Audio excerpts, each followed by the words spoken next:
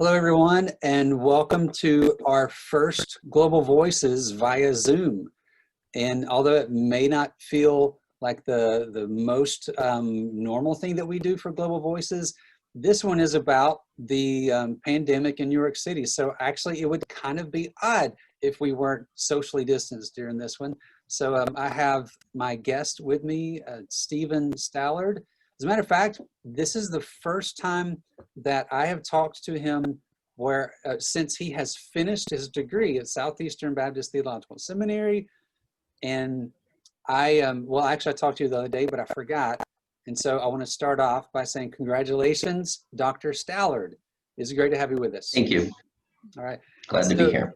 Yeah, fantastic. So we had a great conversation the other day about things that have been going on in New York City, reflecting back on the beginning of the pandemic. And so those are the things that we're going to share with you today. Stephen leads a church called Mosaic Baptist, and they have been in Long Island, Mosaic, I'm sorry. What's the name of the area again? Crown Heights, Brooklyn. Yes, Crown Heights, Brooklyn. I've been there a couple times. I've been really encouraged by his ministry. As a matter of fact, it was 2014 when I first went there. And I was really looking to partner with a church that was multicultural, multi-ethnic, centered on the gospel. And I heard many different people talk about their vision for reaching all kinds of different people. But I'm also seeing that most of them were going to be started by all people who looked like us. And that's just hard when you don't have multicultural, multi-ethnic leadership from the start.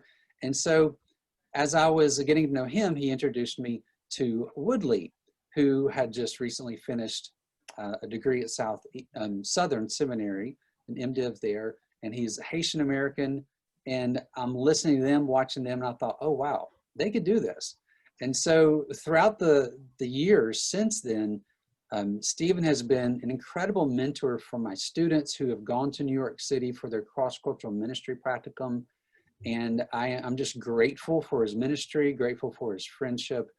And I'm just looking forward to everyone being able to see and experience some of the things that have been happening there. Because once all of this started unfolding in New York City, I immediately started thinking about Stephen and Sonia and how I just felt like they were kind of built for this. Before we get into that, Stephen, can you give us just a little bit more about your background? Sure. I grew up in a pastor's home in Florida near Jacksonville. My wife Sonia is from Vermont, so we've got both corners of the East Coast covered. We met in seminary in Pennsylvania, and then were launched out by a church plant in northeastern Pennsylvania, launched out into Brooklyn. I really got my call to the nations when I lived in Atlanta. When I was in college at Luther Rice University, I was a general manager for 2 years of a Chick-fil-A restaurant. And at that Chick-fil-A restaurant, I managed a team of about 30 people, drawn from at least 15 different cultural backgrounds, because the particular suburb of Atlanta that our Chick-fil-A was located in was incredibly diverse. It looked like a little bit like the nations.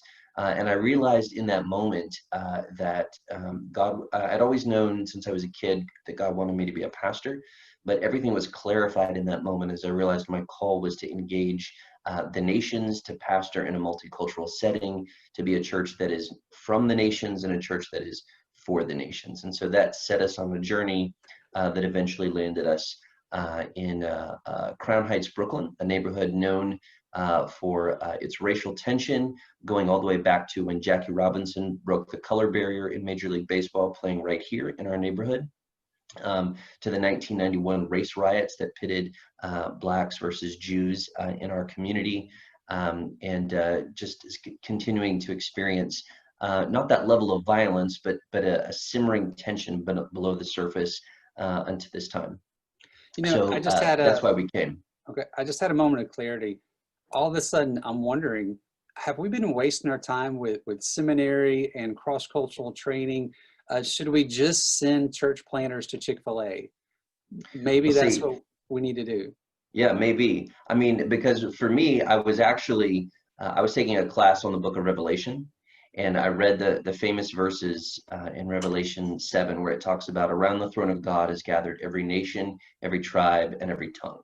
And I looked at my church, which was a good church, but it was predominantly reaching one kind of group of person. And I realized that my Chick-fil-A that I managed in a secular context looked more like heaven will look like than the church I attended. And that is what set me on a journey. You know, I remember you telling that story. Okay, New York City. It's January, and we're beginning to hear there's major problems in China. February comes around, and early on, we still are being told it's probably not going to be that big of a deal. But then it, you know, hits in Italy. Tell me, what was the moment when you realized that this was really going to be a serious crisis, in particular for New York City? Yeah. Well, we had two mission teams here to help us on a spring break outreach that we were doing on March 11th. It was an art event. We were trying to engage the creative class in our neighborhood. Um, uh, we were hosting something called the Nostrand Avenue Art Collective, and it was designed just to reach artists who would never step foot in our church, but to engage them on a creative level. Uh, and so I had some mission teams here helping me with that. I had lined up a number of artists. We had a cartoonist, a legendary neighborhood cartoonist who was coming to do an original. We had a special painting that we had bought and we were going to be displaying. We had a spoken word poet. We had all this stuff lined up. And a couple of days before this event, everybody started canceling on me. The cartoonist was hospitalized, not for COVID, but for something else. One of my poets withdrew because of concerns about COVID. Mind you, we didn't really know anything about COVID at that point. It was just starting to show up in New York City. In particular, it was in a northern suburb of New York City, New Rochelle. And I think the National Guard had been called in to lock down New Rochelle. And so for us, it was kind of like, okay, that's in the suburbs, whatever. But then it started affecting my event. Now, we still had a big crowd show up. It was one of our best events we ever did.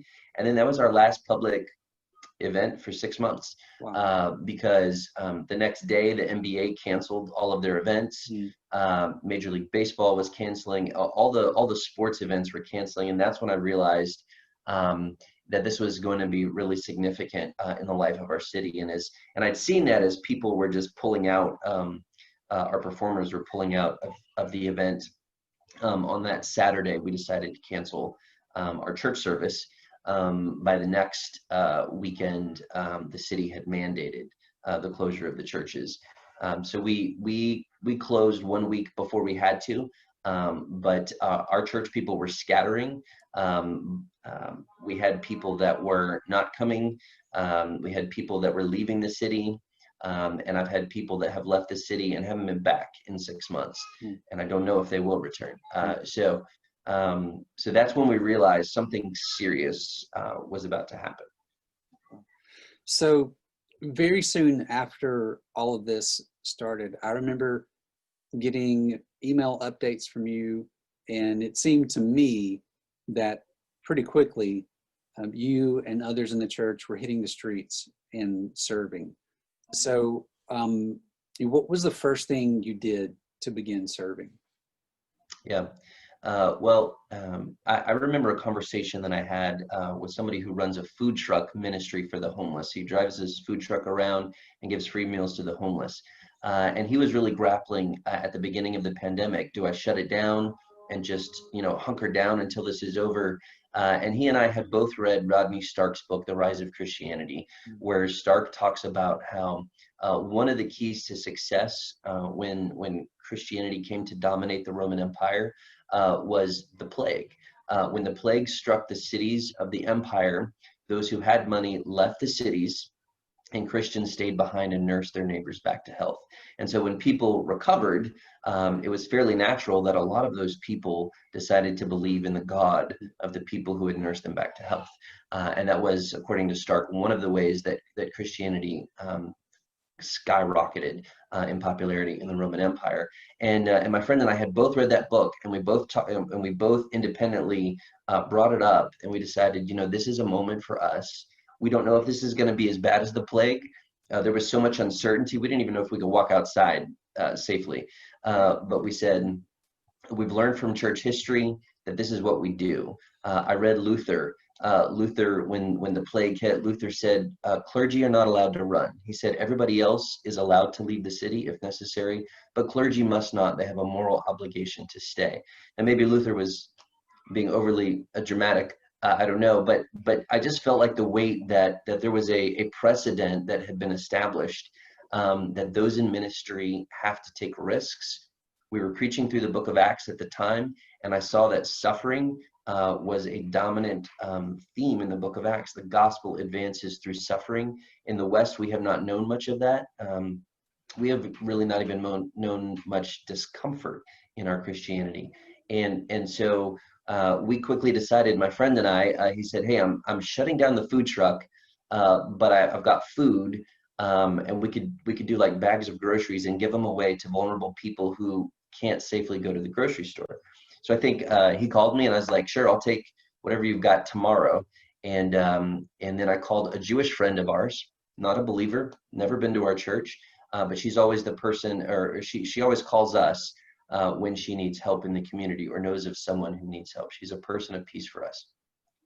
And so she started lining me up with her friends and neighbors that were vulnerable, that could use groceries. And so I walked out that first day with a shopping cart and 9 bags of groceries, and we delivered them. And then it grew from there. We raised close to $12,000, and almost all of that went into funding groceries. We delivered $600 to $700 worth of groceries every week. We eventually created what we called boxes of hope. And what we did was close to 40 people were getting boxes of hope every week during the pandemic.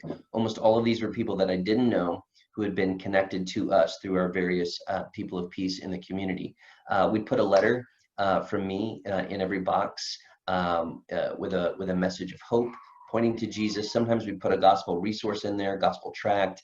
We put John Lennox's book in there, Where is God in a Coronavirus World? We put a book about Jesus in there one week. We started delivering boxes to a mosque, halal boxes. Eventually that grew too big, and so we shifted that off. Somebody else was doing that. It's a Nigerian American mosque. I didn't think they would want boxes the second week, because we put the New Testament in there, encouraged them to start at the Gospel of John, and I think we gave them 3 boxes the first week. They said, hey, can you do 10 boxes the next week? That's great. I was like, sure.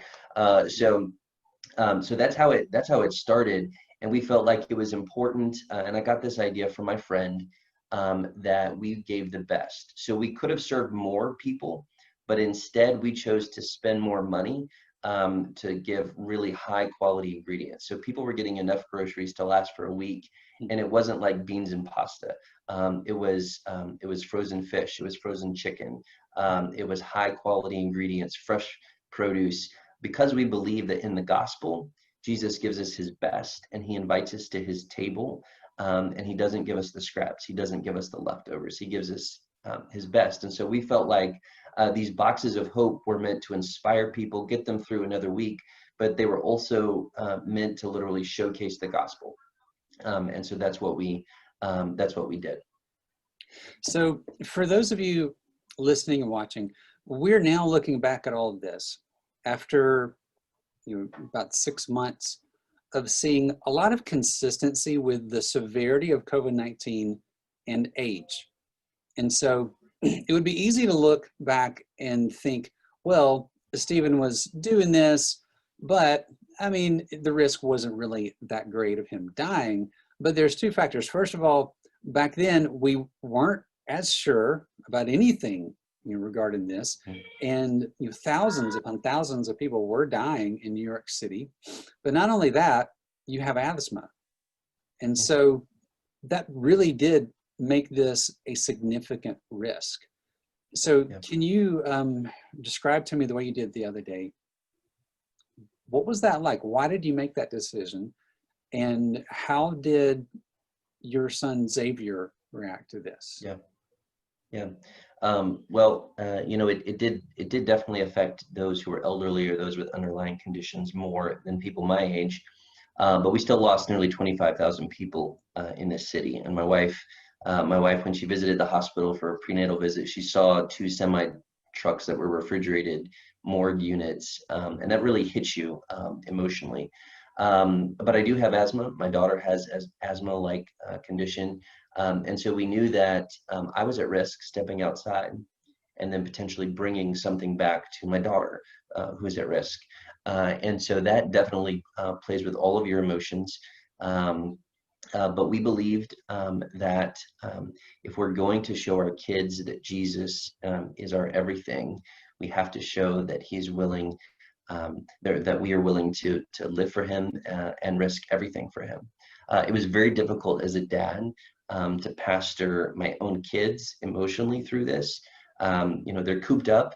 They're not able to get outside. They're hearing the news way more than they normally would, and we're praying at every meal. We're praying about the pandemic and praying that our neighbors and our church friends would be safe and survive. And we even had members of our church that were seriously ill with COVID. And so through all of that, and then Xavier sees me stepping outside a couple of days a week, and he knows that I'm more at risk than someone who's a child. And so my 4-year-old son offered to switch with me. He said, "Daddy, why don't you let me go? Because I don't want you to die." And he said, I probably won't die, but even if I do, I'd rather die than you.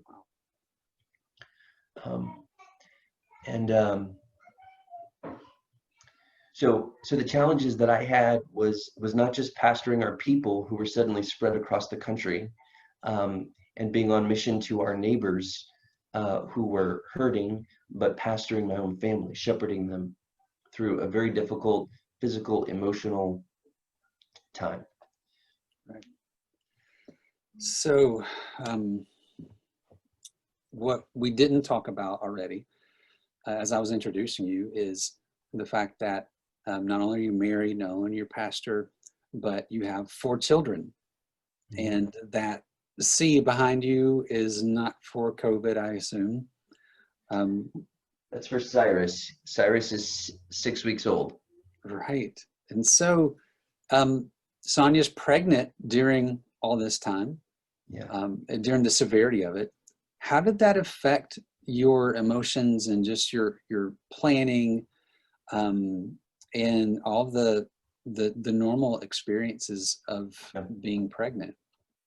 Well, the hospitals were not a place that you wanted to go to in New York City during this time. Right. And so at one point, Sonia canceled a prenatal visit to try to avoid the hospitals at the peak. We even talked, and I'm one of those people. I've always been against home births. Don't mean to offend anybody if you are all about home births, but I'm like, I want a doctor in the room, and my PhD doesn't qualify me as a doctor.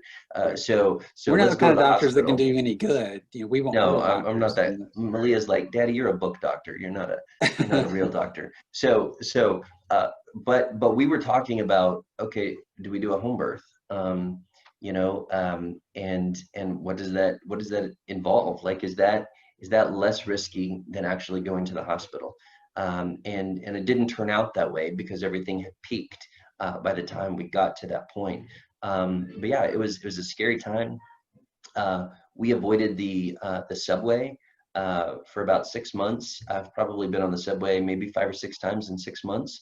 Okay, just stop right there, because you didn't talk about this the other day.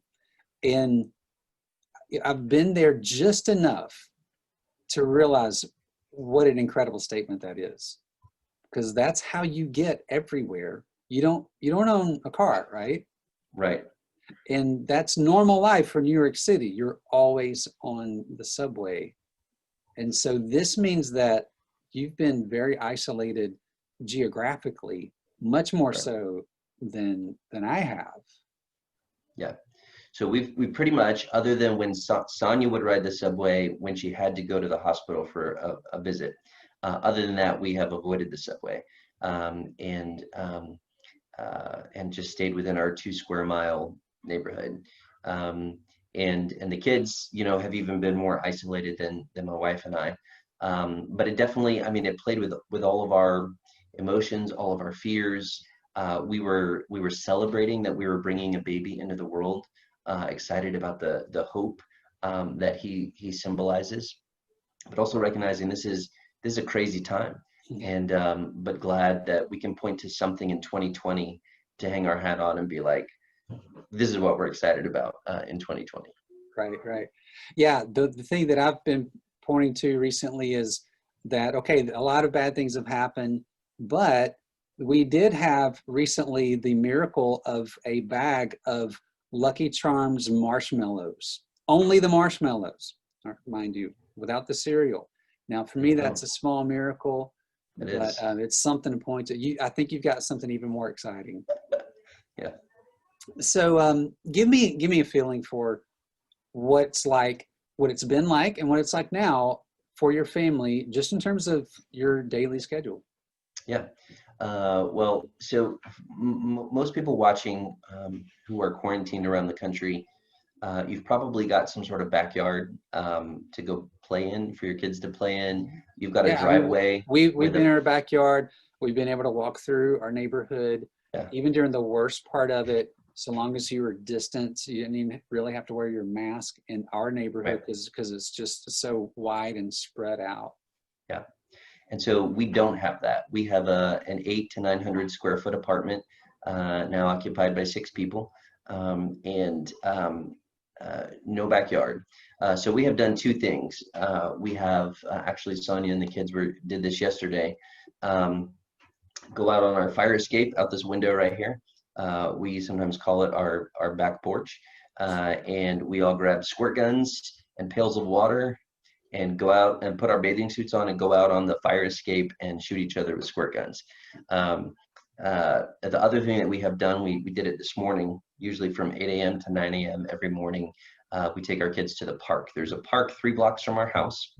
And so we all put on masks and we walk 3 blocks to the park and take off our masks, because normally there's no one at the park first thing in the morning. And we let our kids play for about an hour, get out their energy. It's all the energy they're really going to be able to get out for another 24 hours, because then they're going to come home and bounce off the walls for 24 hours. So on rainy days, like, it's tough here because sometimes it'll rain for 2 or 3 days in a row. We don't get to go to the park, and man, you feel that energy in this apartment. And then we resort to Disney Plus and Amazon Prime and all of those parenting fails that I was like, no, don't do that. Now we do it all to survive a pandemic. Yeah, I'll just confess publicly here that some of that has gone out the window in the Parks family as well. We're trying to reform them, bring them back under control at the moment. Okay, let's shift. How has this affected your church? Mm-hmm. Yeah, it's funny. I was thinking, in missions, there's a lot of focus on diaspora missions and reaching the peoples who are spread out. And I was thinking about it this morning. I was like, that's kind of our church right now. We are a diasporate. And when COVID first hit, within a couple of weeks, I had a family living in Virginia. I had a woman who had moved to Wisconsin, I think it was. We had people in Texas. We had people in Missouri. We had one person in Pennsylvania, and then we had some people hunkered down in our neighborhood. We had one person in Manhattan. We only have one person in Manhattan that comes to our church because we're not really trying to reach Manhattan, but we couldn't really get to her. She's separated from us in Manhattan, and it was because you're not using the subway. Can't really get to her in Manhattan. So we're just sort of distant and isolated and spread out all over the country. And so that was an instant challenge. Of course, we did the things that everybody else did. We did online streaming of church. That was tough to figure out for a little church like ours. We didn't have all the tech set up, but we worked on it and figured it out. The first couple of weeks they were awful. But we eventually got there. We started a Saturday night book club, and we read N.T. Wright's book, Simply Christian. We did it on Zoom. It was just a way to try to, for those who wanted to sort of have like a Sunday school class, sort of. Right. And everybody read the chapter during the week, and then we logged on together and talked about it on Saturday nights. I wrote a daily blog for 79 days while we were on lockdown. I wrote a daily blog designed to give a daily dose of hope. I didn't write it with anybody else in mind other than the members of our church, and then eventually it grew to the people that we were delivering the boxes of hope to. Those were the two groups I had in mind. They needed a daily dose of hope to get us through this. But now it's a book, and go ahead, give us some promotion. Go ahead, let us know. It's on Amazon. You can find it at $7. You Can't Quarantine Hope is the name of the book, which was the name of the first blog that I had written. And so I viewed that as a discipleship mechanism. I was like, okay, we're doing book club once a week. We're having this live stream on Sunday mornings, and I'll write a daily devotional basically for the people I'm ministering to, because we were trying to think in terms of what does discipleship look like when we can't look one another in the eye. And so these are the things that we sort of resorted to, especially as we're so spread out. Eventually our people started coming together. We learned how to be safe and be masked and socially distant, and still, surprise one another with surprise birthday parties where we all show up outside your house and we scatter on different parts of the sidewalk and ring the bell and say happy birthday. And, we did stuff like that. We figured out how to be a community, but it was tough, and it was awkward and slow going. Eventually we moved to a micro church format. The governor said at the beginning of June that masked, socially distanced religious gatherings of 10 or fewer people could now meet. So we went to 4 micro churches. They were all a mix of like in-person and Zoom connections. So they were all sort of hybrid micro churches, but that gave us an option for people who wanted to meet in person to meet in person.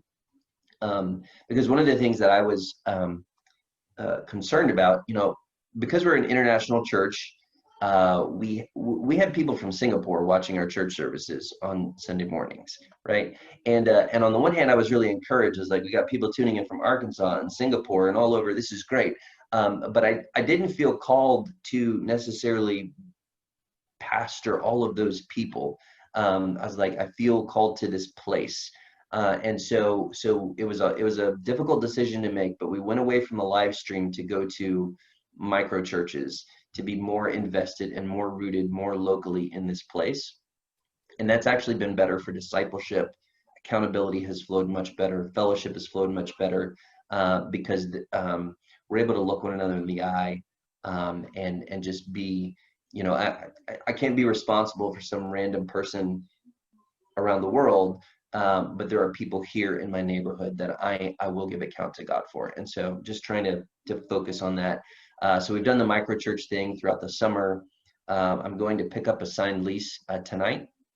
We're going to start gathering on the 13th of this month for weekly in-person services. We found a space that we can rent because we lost our building due to COVID. We were meeting in a public school, and now no outside groups are allowed in Department of Education facilities for the foreseeable future. So we found another spot a block away that we can rent. It's a jazz club, and we all have to wear masks. We have to be socially distant. We're going to have to institute all these protocols that so many other churches are doing, but hopefully we'll be able to begin gathering on September 13th. We don't know how long that'll last. I'm trying to set the bar low for our people, that maybe the mayor shuts us down in a month. Maybe the city retracts and we have another wave of COVID, and so then we retreat back to our micro churches. So we're trying to hold everything kind of loosely, but that's where we're going next. And actually, the 13th will be our 6th anniversary as a church. Wow! And it'll be our first significant gathering in 6 months. So you've been in New York City, what, 7 years now? Is that 7 right? years. Mm-hmm. Okay. Wow. I started off mentioning Woodley. Mm-hmm. And so I remember the last time I was there, finding out that he was going into the police force. And I remember just thinking how significant that was for someone who's been such a leader at your church that is so intentionally focused on being multicultural, multi-ethnic, on loving people across racial lines. And when necessary, it has not been anything foreign to you to step into some of those racial issues. Mm-hmm. And so when I found out he was going to be on the police force, I understood, I think, to a certain level, that that's kind of a really interesting dynamic there. And I remember going up to him, and I think I prayed for him. Mm-hmm. Maybe I did. It's a better story if I say I prayed for him. It makes me look better. So yeah, I prayed for him. But I definitely remember acknowledging that and telling him, be thinking about him. And so you told me the other day that when the protest started happening, George Floyd happened, and you knew it was time to do something. You're going to join one of the protests. All of a sudden, you had the thought, what if I'm out there and Woodley is on the other side? Describe that whole unfolding scene. Yeah. And what happened. Yeah. So Woodley is one of my closest friends. He planted Mosaic Church with me. We launched him out to pastor a Haitian church about a month before this all COVID thing started. So I wasn't doing ministry with him on a week-to-week basis, but he's still one of my closest friends. And when George Floyd was murdered, we knew that we had to respond. We didn't know what to do right away. We created space in our online service for lament, but we also saw that there was a group gathering in Brooklyn. It turned out to be about 1,000 Christians that wanted to do what they called a prayerful protest. And they created something called Pray, March, Act. So we just put out the call for those members of our church that wanted to come march with us. Mind you, a lot of us hadn't seen each other in person for several months, but we knew that it was such a significant issue that we needed to be there because we are a church that has sought to advocate a consistent pro-life ethic from the womb to the tomb. And so we knew we had to be there. But then I had this sickening feeling in my heart as I realized Woodley may be on the other side of the barricade. And I may be looking one of my best friends and my brother in the eye. And so I texted him. I said, bro, I just want you to know a bunch of us from our church are marching tonight. It's not going to be one of those, secular rallies where we're not going to be burning anything and we're not going to be cursing out the police, but we are going to pray and sing together and cry out to God for justice. And I just want you to know that we'll be there tonight. I wanted you to know in case you're going to be there. And as it turns out, he wasn't there that night. He was actually on vacation, but he texted me back and he said, bro, I support this. You guys should march. You should be there. And that encouraged me, gave me a little, I don't know if I needed a sense of affirmation, like we were on the right track. We were doing what we were supposed to do. But that was important. And so we prayed together. We marched together. We sang together. We were marching about one thing. A lot of these different issues get sort of conflated together and people think if you're marching for this, you must also be marching for that. We were simply wanting justice to be done for George Floyd. And there are lots of different, side debates that happen about things like defunding the police and all of that. And that wasn't our aim. That wasn't our goal. Those are good conversations that I think Christians of different opinions can have in good faith with one another. We were simply lamenting because someone who was made in God's image had lost his life unnecessarily at the hands of police. And you also said that not everyone in your church was very excited about going to the march, and there were a couple, or at least a few, Black members that didn't really want to join the protest. Yeah, I think everybody who expressed to me, nobody told me that they were against the protest. There might have been some in our church who were, and I tried to give space for people to feel like they didn't have to march with us. But of course, COVID was hanging over all of this. Also, we were marching at the exact site where there had been a lot of violence over the previous days. In fact, we were told right before we marched that the NYPD wanted us to call off our event because they were concerned that Antifa had infiltrated our group, and that Antifa would try to cause trouble to, sort of hijack our prayerful protest. Now, on the So I surface, you had, would say that you would hope that if Antifa all of a sudden emerged within this prayer meeting of Christians, you would hope that that would stand out and people would know the yeah, difference. But you right. never know these days.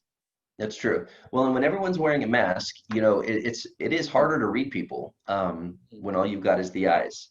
But I did have people in our church who were concerned about like safety, which I totally understand. And they expressed, they're like, hey, I'll be praying, but I don't feel comfortable being out there. I'm Because of watching the COVID. news. People are throwing bricks. People are burning Oh, police because of cars, too. Yeah. and I don't want to be in that. And I totally understand. In fact, that was the first night of the curfew. First time New York City's had a curfew in decades. We had an 8 p.m. curfew. We had to be indoors by 8 p.m. And so our rally ended at 7:30. And then the organizers of our rally said, okay, now go home, go straight home. I didn't make it home. I walked home. Remember, I'm avoiding the subway, so it's taking longer. So I didn't get home until close to 8:30.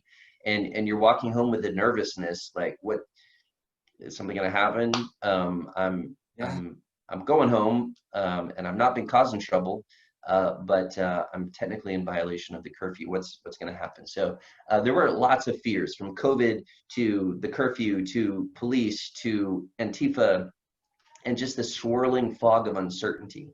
And that's why I think it's important that Christians not abdicate and retreat from that public square, because that's when the Antifas are going to step in. That's when the bad cops will step in. All of the bad characters will kind of step to the front and seize the moment. But instead, it should be Christians who are seizing that moment to focus on the hope of the gospel, to point people to our true and living hope, Jesus Christ. So how are things right now in terms of the racial protest, and how things have progressed over the last couple of months? What's the feeling in your neighborhood in particular? Does it feel the same, more safe, less safe? What's happening there? Yeah, great question. It feels less safe in our community. I don't necessarily link that directly to the protest. We've not had a whole lot of rioting or looting in our neighborhood. That's been happening more in the downtown, more luxury areas where people are going on a rampage to destroy luxury stuff. I don't live in a luxurious neighborhood, so there's not we're not the target. He's not lying. Yeah. And I really should go back and say, I said protest. I really should say specifically the looting and rioting. Right. Yeah. We have had protests. Right. Well, you relayed to me a story the other day that someone called you and found out that you were at the protest, and they were genuinely asking you, are you rioting and looting? Right. And you had to answer with explain the difference. Correct. And there have been peaceful protests in our community. There has not really been the rioting and the looting. However, New York City has in general experienced a massive skyrocketing violent crime. And part of that, I think, is attributed to the pandemic. People are not going to work. They're frustrated. They don't have the money that they once had. They're angry. There's just all kinds of frustration bubbling to the surface. It is typical in New York City for crime to go up in the summer anyway. And so it's just, and then when there's this anger at the police, everything it was a perfect storm. And so our neighborhood has become more violent, it's become less safe. Sonia and I have had to be more careful. I've had a run-in with someone as I was coming back from the laundromat doing our weekly laundry run, and I had to call the police and work to try to keep myself safe. The neighborhood has become less safe, not necessarily from rioting, but just violent crime has dramatically gone up. If you would, and this will be my last question before we ask, how can we pray? How would you sum up the thoughts of your book, which is a lot of journaling, you can't quarantine hope. Hmm. Yeah, I just, when I look around, I see so much despair and hopelessness. Yep. And I think we really have an epidemic of hopelessness. And so what I have tried to emphasize in my preaching to our church people, in my engaging with my lost neighbors, in shepherding my own children, is that we have a sure hope. And hope in the Bible is not wishful thinking, and it's not naive optimism. And I keep telling our people over and over again, I can't promise that we're going to make it through this pandemic. I don't know that. None of us know that. But what I can promise is that, as the book of Hebrews says, we have a hope that is our anchor, because Jesus has gone behind the veil for us. And he has been appointed as our high priest, and that is our hope. And so it's a hope that goes into Gethsemane and goes to Golgotha. So it's a hope that is well acquainted with the gritty realities of death. But it's also a hope that has emerged from an empty tomb, and it's a hope that is going to show up again at the end of days. And so my book and all of our ministry really this year, since March, has revolved around trying to inspire people with hope that is rooted in what Jesus has done, is doing, and will do. And that's, I feel like, what we all have to be about right now. Amen. Amen. So how can we pray for you, Stephen? I would say pray as we seek to regather. We're going to be doing church differently. We're not going to be able to sing because of the space that we've got. So we're going to do church without singing. We think we're allowed to recite things together. So we're going to read large chunks of scripture, maybe recite some creeds together. We will be able to preach, but there'll be no singing. That'll make my Beeson students and faculty and family. There you go. Very yes. happy. We'll do the creeds. Don't worry, guys. We will be able to do communion every week together. So there will be some familiarity, but then there will also be some very different things. And obviously, I'll be preaching in a mask. I did that in the park 2 weeks ago. I was hoarse afterwards. I realized that's hard because I was standing so far away from people and trying to project through the mask. Mm-hmm. So just pray as we work out all the different details of gathering, that we minister well in that. I'd say a big prayer concern is for my family, that we would be protected from the virus, that we would be protected from all of the crime that is swirling around us, that my kids, especially my older kids, would come to faith in the midst of this. Pray specifically that we adapt well and contextualize well to our new church setting. And what I mean by that is we lost people to the coronavirus, not to death, although we did have some people that were very seriously ill, but they all survived. But we lost people who relocated, and now they're part of some other church somewhere else. And the new people that are now part of our church, replacing them, are not yet believers, or at the very least baby Christians. And these are folks that we have met through our relief efforts. They're people who are recently out of jail, people who are potentially about to go to jail, people who are at a very different stage in life. So I lost people who were a little bit more mature, seasoned Christians, and we've got people now who view me as their pastor and us as their church, who don't yet know Christ, which is awesome. That's what you want as a church planter. But we have to keep fresh contextualization here, realizing that as we gather on the 13th, our church is going to look totally different than the last time we gathered 6 months ago. All right, well, let me close us in prayer again. God, thank you so much for Stephen and Sonia, their family, and Mosaic Baptist.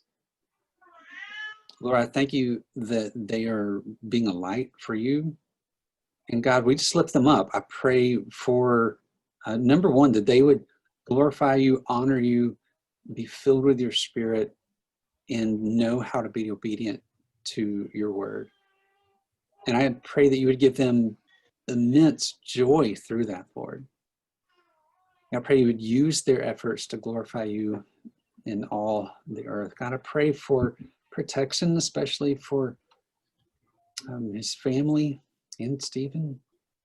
Lord, we pray that you would continue to protect them from the virus, as two of them have issues that make them concerned. I pray that you would give them wisdom and discipline as he goes to these events, to know what to do, what not to do. And God, through all these things, I pray that you would fill him with hope, and may you help many other people know the hope of Jesus Christ. It's in his name I pray. Amen. Amen. All right. Thanks so much for joining us today. Absolutely. All right. Everyone, we thank you also for joining us for our first Zoom Global Voices, and I pray that you have a good day as well. Bye-bye.